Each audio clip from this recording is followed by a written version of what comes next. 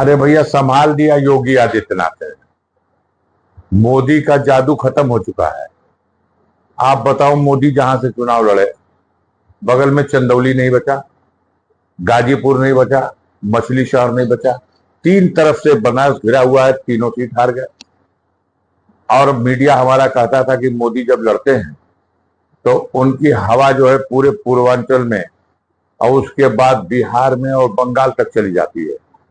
लेकिन वो तो अंतिम चरण में योगी आदित्यनाथ ने बनारस में आकर के एकदम खूंटा गाड़ करके इस बात का प्रयास कर दिया और अपने लोगों को तेज किया कि किसी भी सूरत से मोदी जी को जिता देना।